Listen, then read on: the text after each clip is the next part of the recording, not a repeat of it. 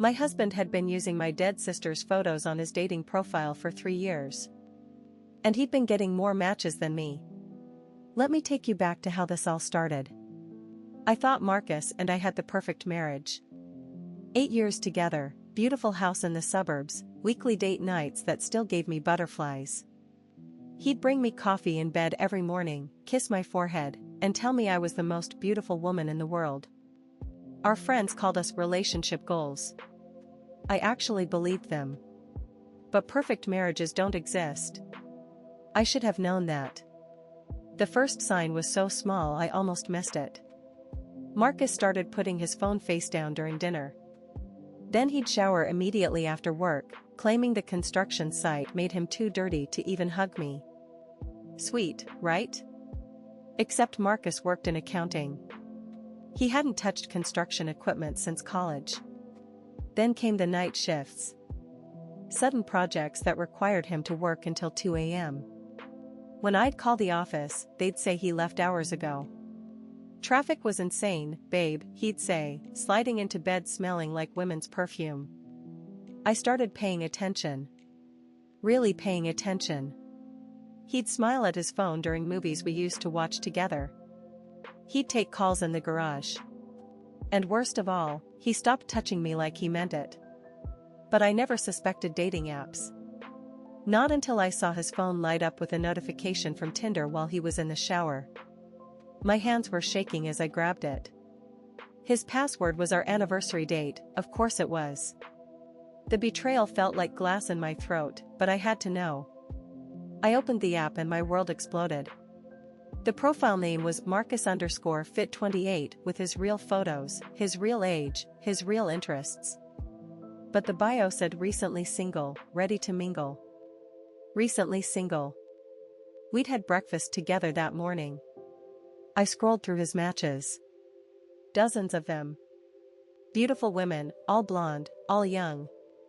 All the opposite of me. The messages were disgusting. Sexual, graphic, planning meetups while I was at work.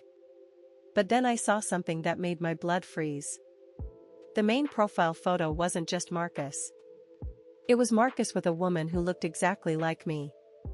Same dark hair, same smile, same everything. Except it wasn't me. It was my sister Emma. My dead sister Emma. Emma died in a car accident 5 years ago. I'd given Marcus access to my cloud storage to help me organize her photos for the funeral. He'd kept them. He'd been using my dead sister's picture to catfish women, pretending she was his girlfriend who died tragically so he could get sympathy matches. I ran to the bathroom and threw up. This wasn't just cheating. This was desecration. This was sick. The shower was still running. I could hear him humming, actually humming, while I fell apart on the bathroom floor. How could he be so happy while destroying me? I took screenshots of everything. Every match, every message, every disgusting conversation where he used Emma's death as a pickup line. My girlfriend died, I'm just looking for someone to help me heal. Makes you sick, right? Then I found the meetup messages. He'd been seeing a woman named Stephanie for 6 months. 6 months. They had a whole relationship. She thought his name was Jason and that he was a widow. But here's where it gets worse. Way worse. I kept scrolling through his messages and found another conversation thread. This one with someone named Blonde Bombshell 94. They'd been planning to meet that weekend, the same weekend Marcus told me he was visiting his sick mother. Except Blonde Bombshell 94's profile picture looked familiar. Really familiar. I zoomed in and my heart stopped. It was my best friend Jessica. Jessica, who'd been consoling me about my distant husband for months. Jessica, who suggested I should trust him more. Jessica, who knew every detail about our marriage problems because I'd been crying on her shoulder. She didn't know it was Marcus. She thought she was meeting some guy named Jason. But Marcus knew exactly who she was. I could see it in his messages. He was planning to sleep with my best friend while she thought he was a stranger. The bathroom door opened. Hey babe, what's wrong? You look pale. Marcus stood there, towel around his waist, looking concerned like the perfect husband he pretended to be. I held up his phone. "Who's Jason?" His face went white. Then red. Then he did something I'll never forget. He smiled. "Look, it's not what you think. You used Emma's photos." My voice was barely a whisper. The smile disappeared. For the first time in 8 years, I saw who Marcus really was. Cold. Calculating. Empty. "She's dead anyway," he said. "What's the harm?" I wanted to kill him. Literally. My hands were shaking so hard I dropped the phone. But then something clicked. Marcus wasn't just a cheater, he was a predator. And I wasn't going to be his victim anymore. I spent the next 3 days planning. I created fake social media accounts and found every woman he'd been talking to. Turns out, there were 17 active conversations. 17 women who thought they were talking to different men: Jason, Michael, David, even Tony the firefighter. I sent them all the same message with screenshots: "The man you're talking to is my husband, Marcus Williams. He's been married for 8 years. Here's proof." The responses were incredible. These women were furious, heartbroken, and ready for war. 3 of them had already slept with him. 2 had given him money. 1 thought they were engaged. But Jessica was the key to everything. I called her before she could see my message. "Jess, I need your help with something. Can you meet me for coffee?" She came over that afternoon, and I showed her Marcus's phone. "That's the guy I'm supposed to meet tonight," she said, pointing to his photo. "Jason. He seems really sweet." "That's my husband." The color drained from her face. "Oh my God, I had no idea."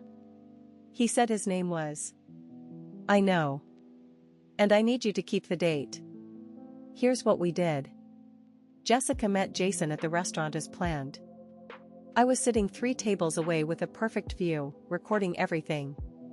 Marcus showed up looking confident, charming, ready to seduce my best friend while his wife waited at home. The conversation was perfect. He told Jessica all about his dead wife Emma and how he was ready to love again. He ordered expensive wine. He reached across the table to touch her hand. That's when Jessica said, "Tell me more about Emma." "She sounds wonderful." Marcus launched into this elaborate story about their tragic love and how Emma's death broke his heart. He was actually tearing up. This psychopath was crying fake tears about my dead sister to seduce my best friend. "She sounds exactly like my best friend's sister," Jessica said innocently. "Also named Emma. Also died in a car crash. What a coincidence." Marcus froze. "Actually," Jessica continued, "she sounds exactly like Sarah Williams' sister." "Do you know Sarah?" "She's married to Marcus Williams." I watched my husband's face crumble in real time. Jessica pulled out her phone and showed him the screenshots I'd sent her. "Hi honey," I said, standing up from my table. "How's your mother feeling?" The restaurant went silent. Every eye was on us. Marcus looked like he was going to vomit. "Sarah, I can explain." "Explain to the police." I handed him divorce papers that Jessica had helped me prepare. "You're served. And everyone you've been catfishing knows who you really are. Check your phone." His phone was buzzing nonstop. Angry messages, threats, screenshots being shared across social media. His face, his real name, his work information, everything was out there. The best part? I'd sent everything to his boss too. Turns out, using company computers for dating apps is a fireable offense. Marcus lost his job, his friends, and his reputation in 48 hours. The divorce was final in 6 months.